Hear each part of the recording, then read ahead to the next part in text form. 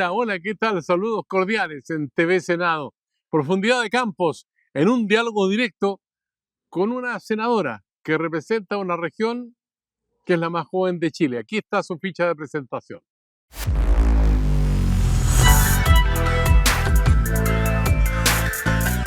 Senadora Loreto Carvajal, representante de la región de Ñuble, militante del Partido por la Democracia, 51 años, con estudios en Derecho y experiencia a nivel municipal. Viene de 2 periodos como diputada y siendo vicepresidenta de la Cámara. Actualmente integra una serie de comisiones, entre ellas Mujer y Género, Economía, Minería, Energía y Familia, entre otras.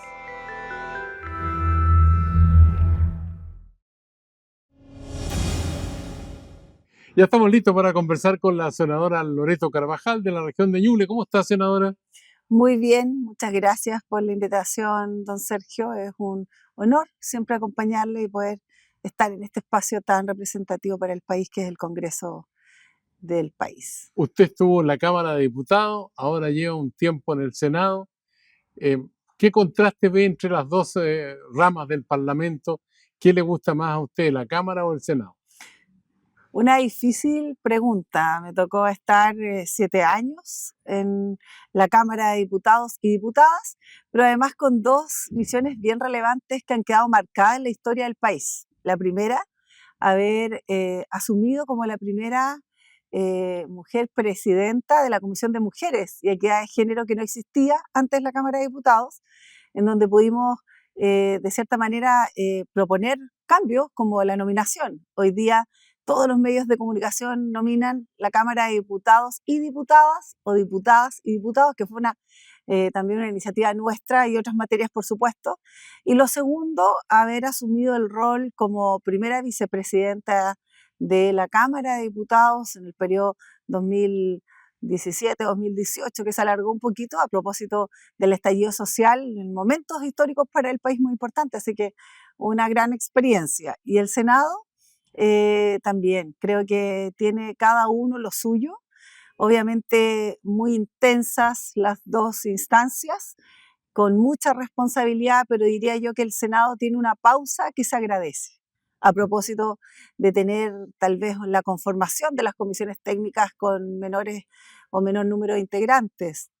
No es lo mismo una comisión técnica, como ocurre en la Cámara de Diputados y Diputadas, con 13 integrantes, a una en el Senado, donde habemos solo 5, en donde el proceso de discusión, tal vez de análisis, de tiempo para aquello es mucho mayor, y eso me gusta mucho tanto del Senado a diferencia de la Cámara, pero ambos, insisto, muy intensos, con mucha posibilidad de aprender y obviamente con una responsabilidad gigante cada vez que uno tiene que estar ahí analizando, proponiendo y debatiendo y por supuesto votando. Ahora, cuando uno ve, hicimos en la ficha de presentación, la pertenencia suya a las comisiones, preside Mujer y Género, integra Economía, Minería, Energía, Pesca, Recursos Hídricos y Familia, entre otras.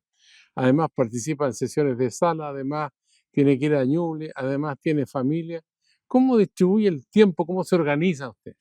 A ver, si me pusiera a pensar en distribuir el tiempo a lo mejor de una manera mecánica, creo que me faltarían horas del día.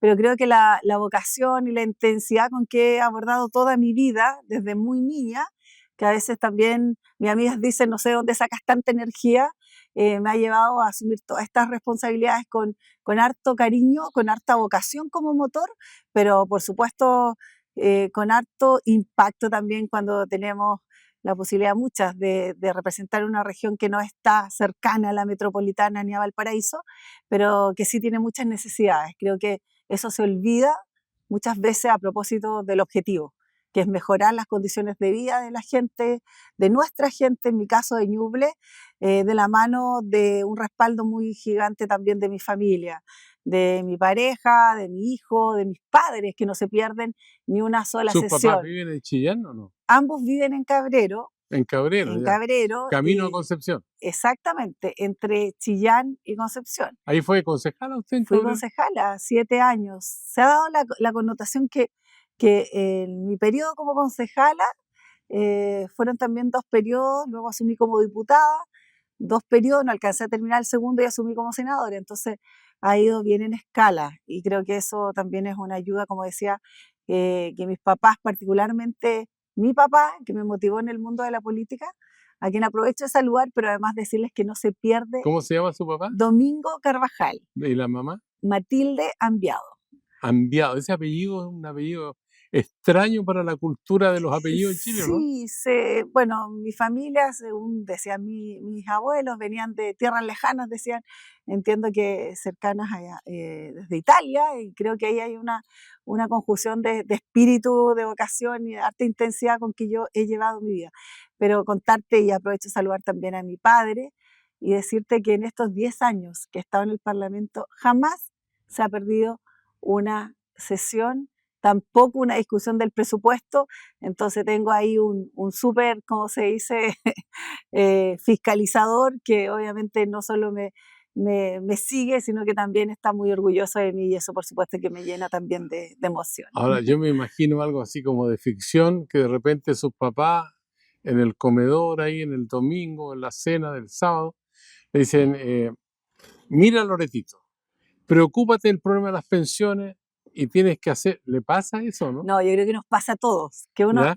en la mesa de los papás nunca crece, sigue siendo niña. Entonces mi papá me dice, lo que tienes que hacer, entonces como que siempre, como si a veces las cosas, yo creo que ahí está la diferencia, que las personas a veces creen que las cosas son más fáciles de lo que realmente son, llegar a acuerdos, llegar a propósitos tan importantes como por ejemplo una reforma al sistema de pensiones, son muchas, como se dice, muchos frascos antes de tinta o son muchos ríos de conversación y creo que eso a veces la gente no lo percibe como algo complejo, creen que es más fácil y ahí es donde uno tiene que a lo mejor hacer el punto, explicar y dar a conocer que las discusiones en el Senado y sobre todo en el Parlamento a veces se demoran mucho más de lo que uno quisiera. Ya, pero ¿qué dificultad ve usted para llegar a puerto? Porque ya estamos en 2025, se prometió que a fin del año que pasó iba a estar más o menos ya el programa claro, pero ya estamos en 2025 y aquí, bueno, hay que mostrar las cartas.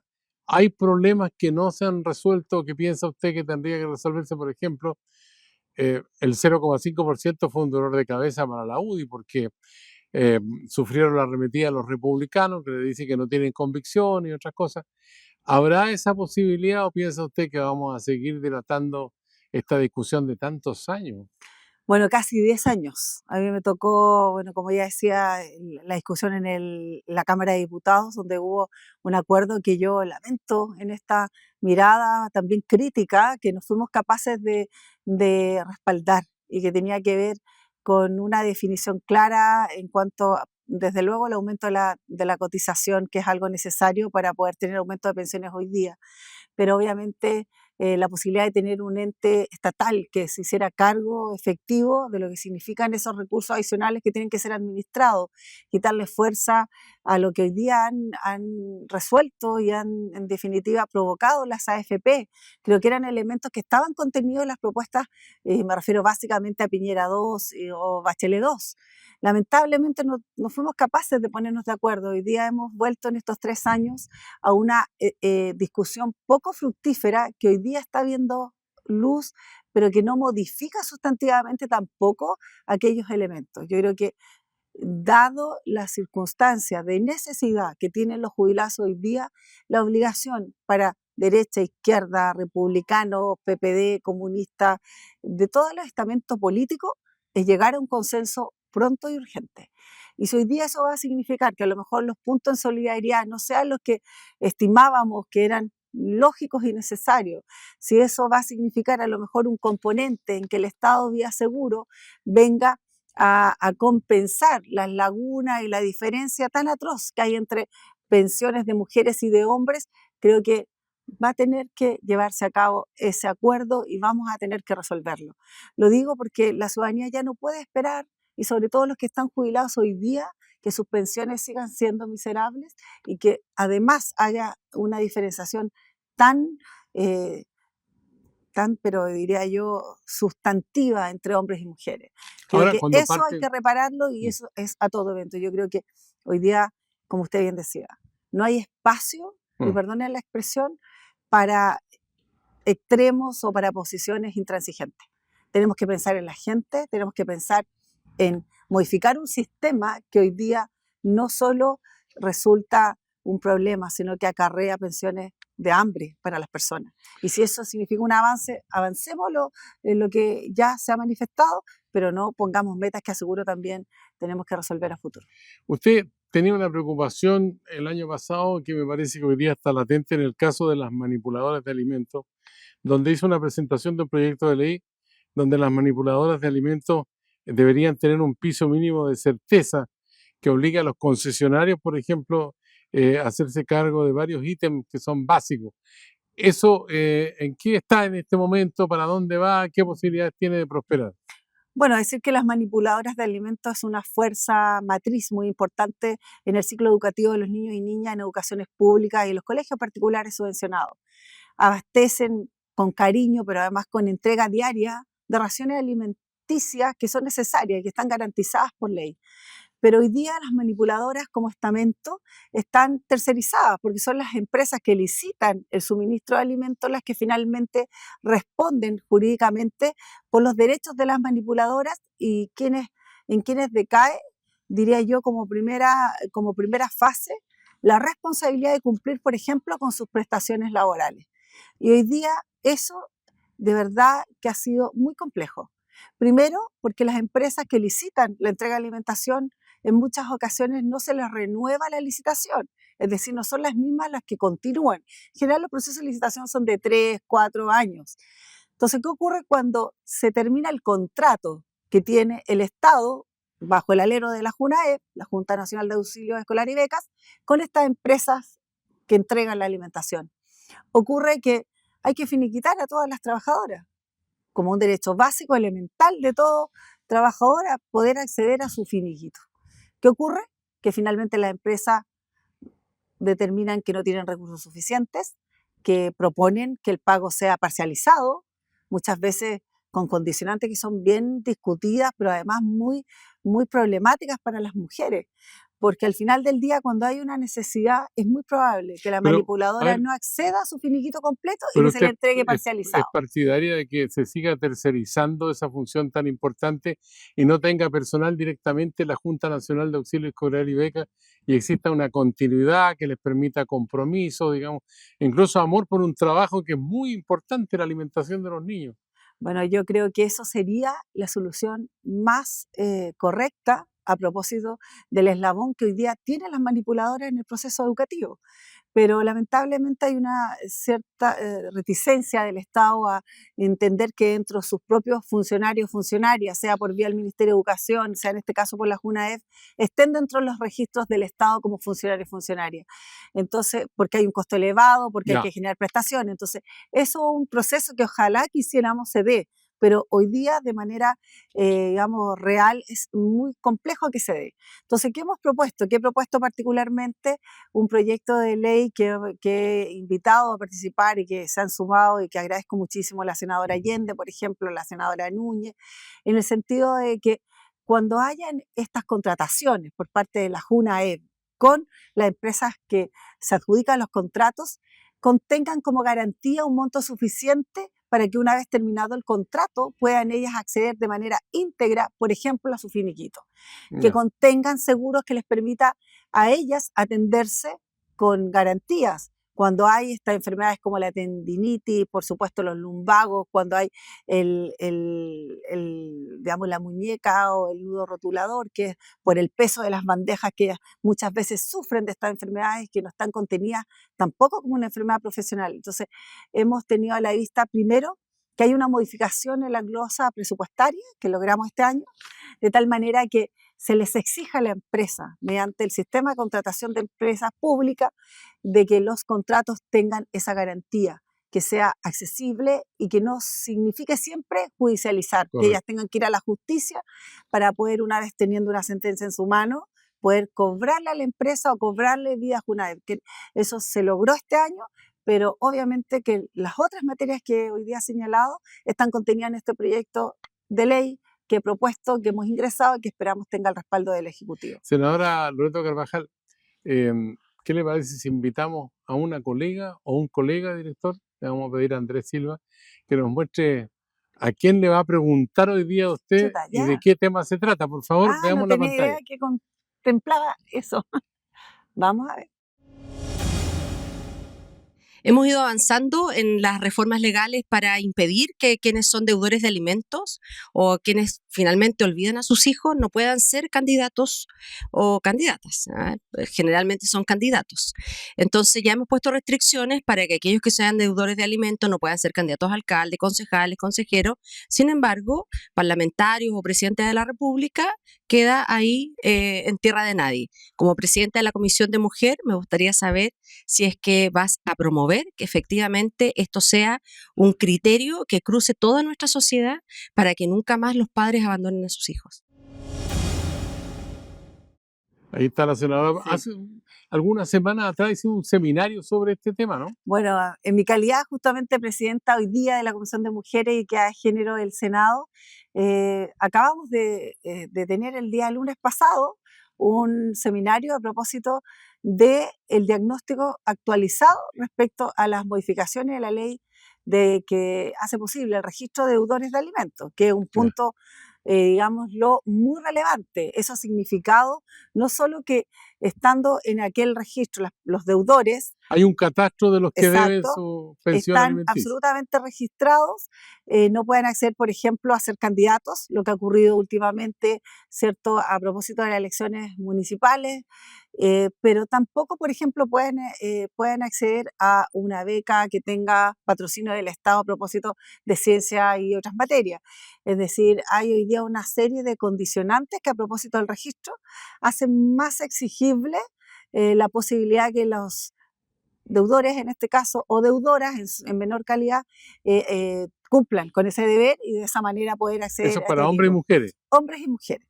Ya, pero cuéntame una cosa, en Y este caso, respecto, que es bien importante, las personas que hoy día padecen de ausencia del aporte de la pensión alimenticia, ¿pueden inscribirse para reclamar que la contraparte esté en esa lista o no? o sea, lo que ocurre es que hay un registro nacional que lo lleva efectivamente el registro civil, además, cuando hay pensiones que se adeudan, por ejemplo, y que están judicializadas. Es decir, Ya, pero no cuando todas hay las una... mujeres, que son la mayoría, están inscritas ahí, ¿o sí?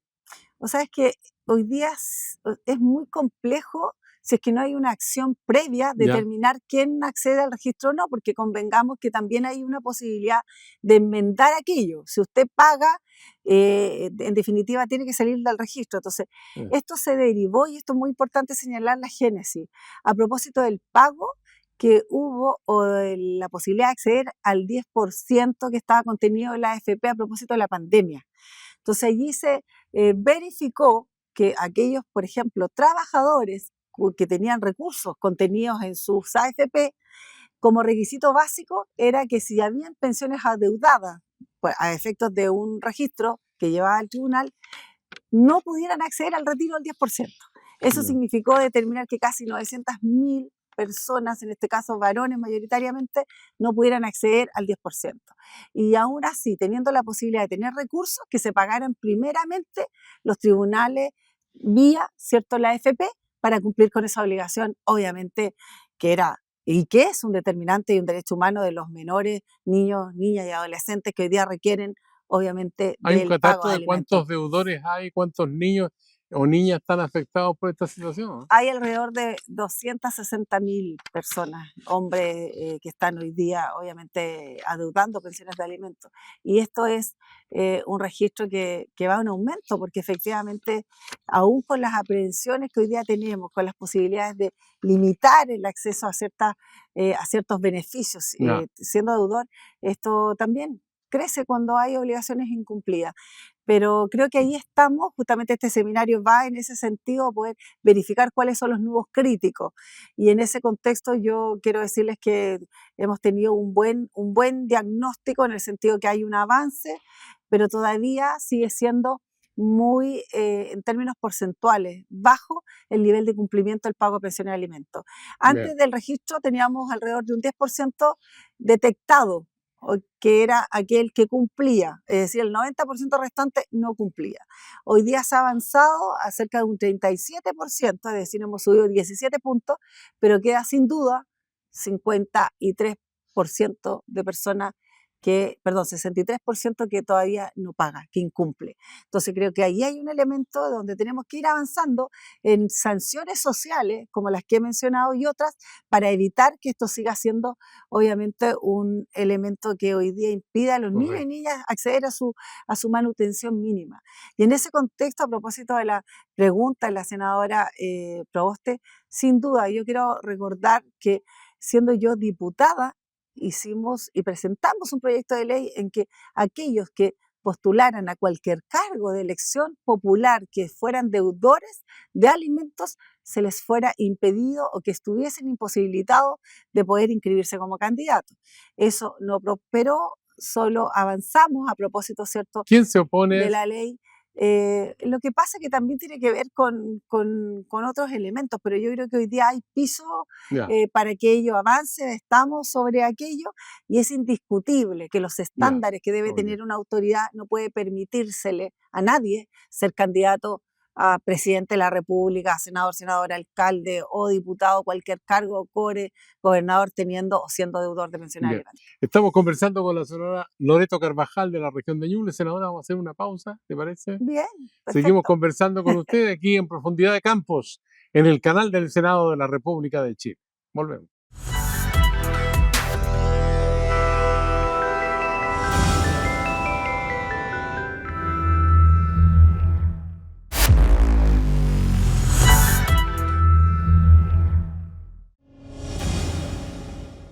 Ya estamos de vuelta aquí en Profundidad de Campos para seguir dialogando en el canal del Senado con la senadora Loreto Carvajal, militante del Partido por la Democracia, PPD.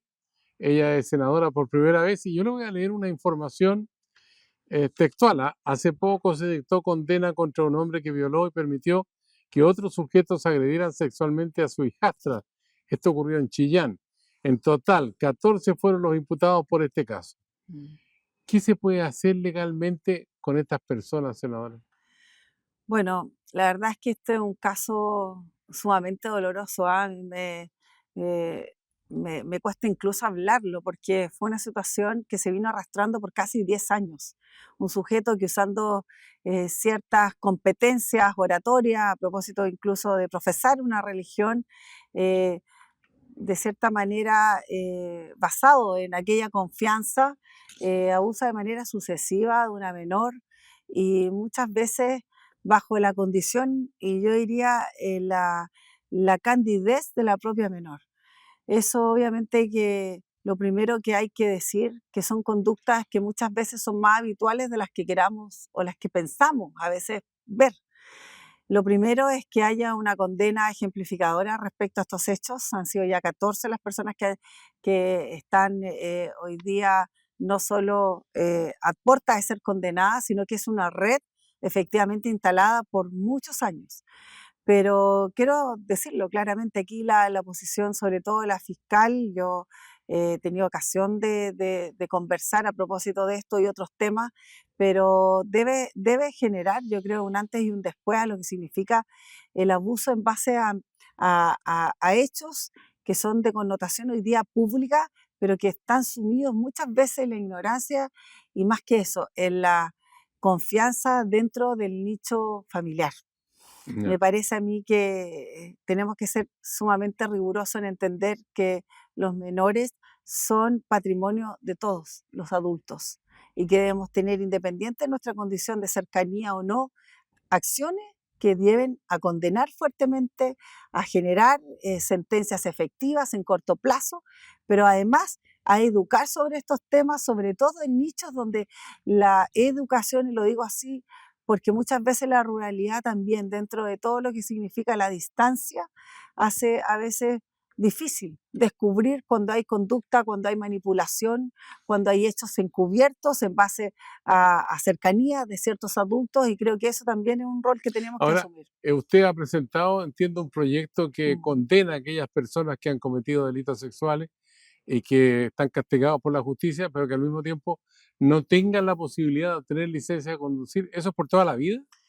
Así es. Nosotros creemos que aquellas personas que han sido sentenciadas, condenadas por abuso sexual, particularmente a menores o a cualquier persona, incluso adultos, porque también hay que desmitificar, esto también pasa, hemos visto en los últimos hechos que aún tratándose personas mayores de edad, obviamente son víctimas, somos víctimas las mujeres mayoritariamente de abuso, violación y otros hechos de violencia que obviamente son condenables. Y el propósito de ese proyecto es justamente evitar que aquellos que hoy día pretendan, por ejemplo, oficiar como conductores de transporte público en general, particularmente transporte de niños y niñas, sean obviamente estén con esta imposibilidad y se les prohíba poder ejercer ese oficio si han sido condenados bajo estas circunstancias. Creo que es un elemento que previene y que obviamente muchas veces genera, y esto hay que decirlo, uno cuando se sube a un taxi o se sube a un colectivo, muchas veces la condición de cualquier persona, en general niños, adultos, incluso mujeres, está en la absoluta indefensión. Y lo hemos visto, hechos catastróficos como el que ocurrió y dio origen a este proyecto, que cierto, hemos firmado con los senadores Espinosa, la senadora Proboste, la senadora Núñez, la senadora Órdenes, obviamente derivó en que por un caso que se generó en Puerto Montt, donde un sujeto, un conductor de transporte público violentó sexualmente a un menor. Creo que obviamente en la medida que podamos prevenir estos hechos, que podamos también hablar como corresponde con respecto a las víctimas siempre, pero también abrir esta discusión, Correcto. creo que se hace posible generar los cambios. Y la legislación obviamente es un motor que dentro de lo que yo me sitúo como senadora estoy obligada y responsablemente también a Ahora, ejercer. usted es senadora de la región de Ñuble, que es la región más joven de Chile. ¿Fue bueno el cambio que se estableció al dividir, digamos, la región del Biobío en dos y tener Biobío y Ñuble? ¿O cree que falta mucho para alcanzar los niveles que se requieren para que una región esté en el mejor nivel? Siempre va a ser insuficiente los recursos, siempre vamos a requerir mejor administración, mejor gestión, altos estándares las autoridades, porque también debo decirlo, mi región hoy día lamentablemente exhibe cifras negativas respecto a autoridades que incluso están hoy día imputados, que están con reclusión domiciliaria. Creo que los El alcalde estándares de... incluso, ¿no? Sí, tenemos, bueno, ya dos alcaldes que estaban en ejercicio a propósito de la nueva elección siguen estando con prisión o con reclusión domiciliaria, pero tenemos, por ejemplo, un gobernador que está imputado. Entonces creo que allí también, obviamente, la posibilidad de diferenciar una región de otra, en mi caso, teniendo una región, diría, de las más pequeñas en el sentido numérico de número de Ya, habitantes, hace posible apuntar, como quien dice, mejor el ojo. Es decir, en cómo de manera diferenciada en la región del Biobío somos capaces de mirar nuestras potencialidades,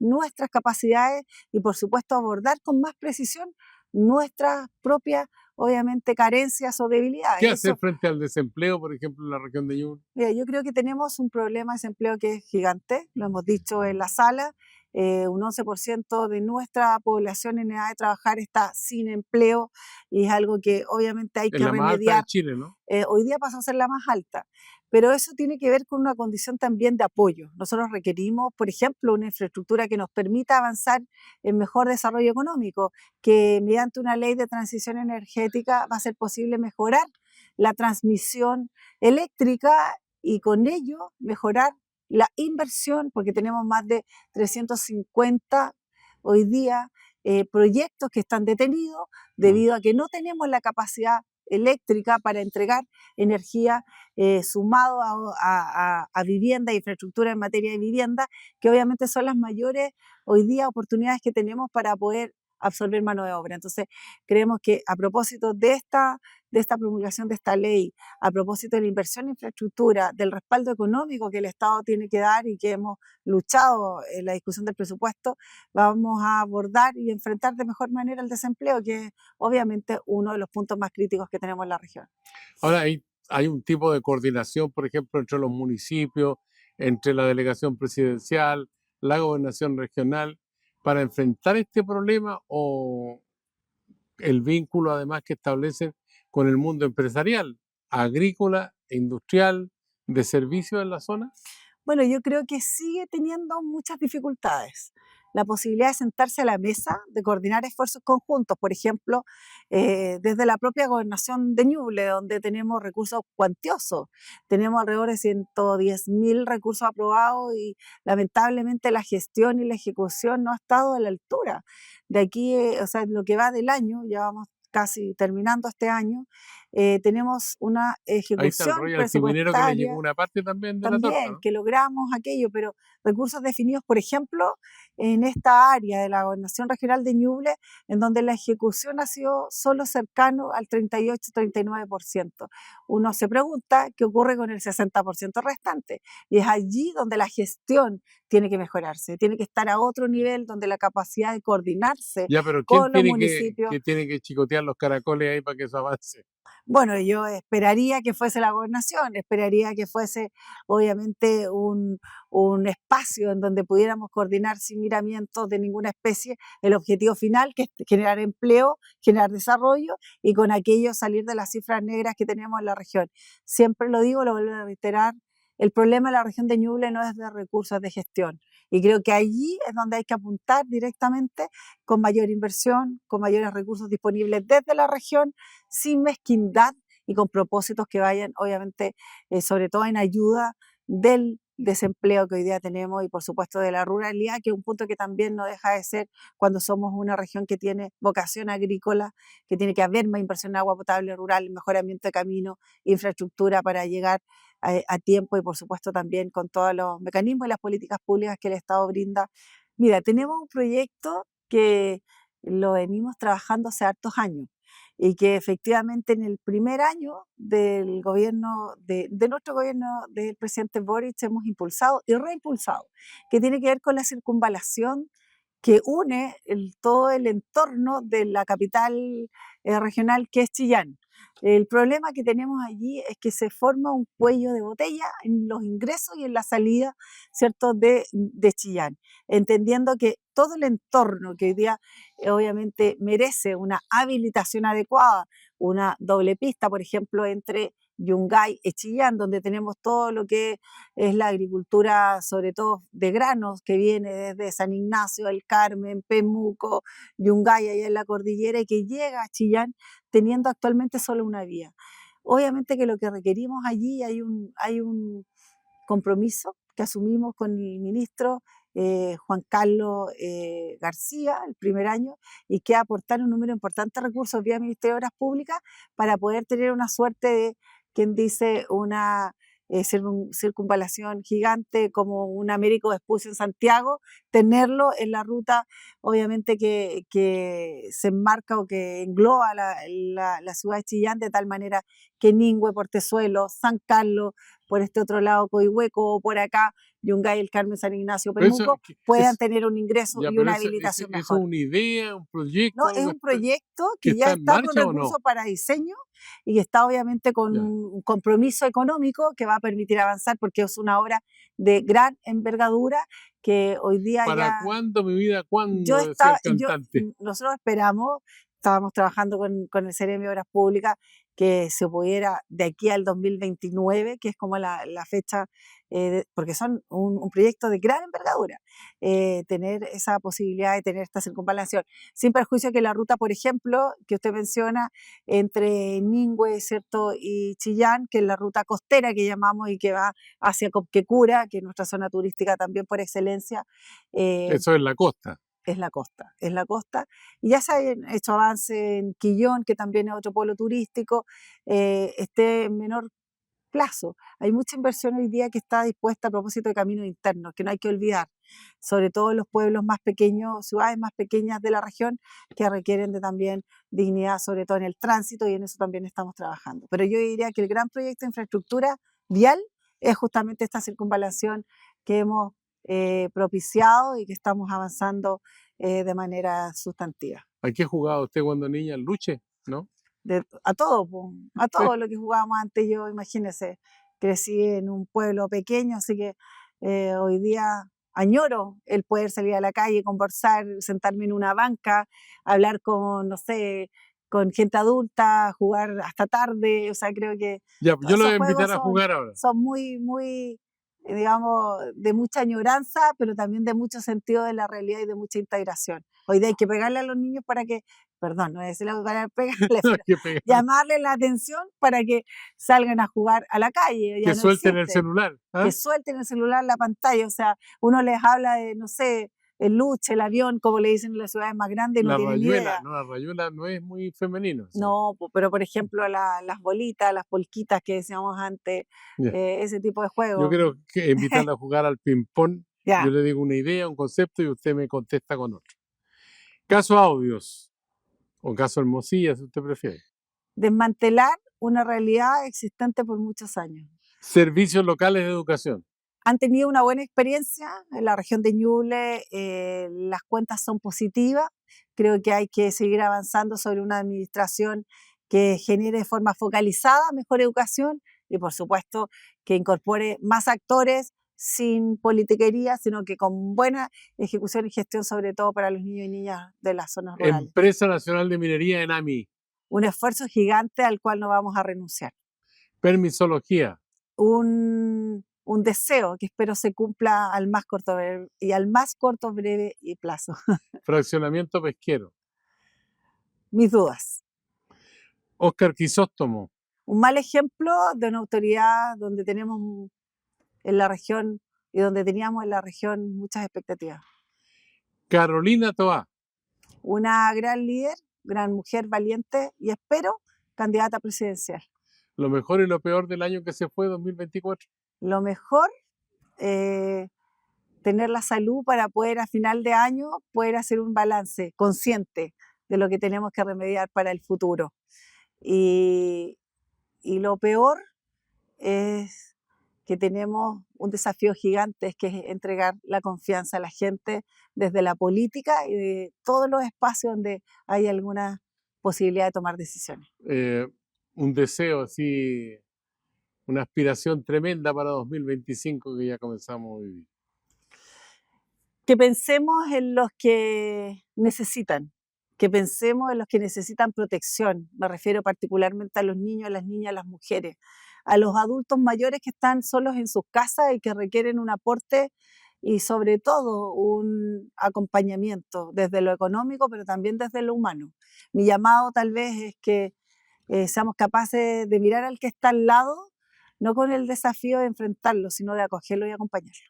Senadora Loreto Carvajal, ha sido un agrado conversar con usted. Hay mucho más para seguir hablando durante, bueno, el año 2025, así que le deseamos a usted también lo mejor cuando estamos empezando este año con vacaciones y después vuelta al trabajo en marzo y tenemos desafío electoral a fin de año, así que le deseo lo mejor a usted. Muchas gracias. Muchas gracias a usted, todos mis deseos de éxito, de que nos siga infundiendo esa energía y ese desafío de hacer las cosas bien correctamente, porque creo que cuando somos capaces de mirar la vida con vocación genuina, pero además con sinceridad y cariño en lo que hacemos, creo que somos el ejemplo que la gente espera. Así que mis deseos de éxito al 2025 y sobre todo un abrazo grande a mi región de Ñuble que adoro y que con tanta, digo yo, emoción, pero también con tanto orgullo represento. Perfecto, senadora, muchas gracias y gracias a usted por seguir estas conversaciones, estos diálogos aquí en Profundidad de Campos en el canal del Senado de la República de Chile. Carpe diem, será hasta la vista.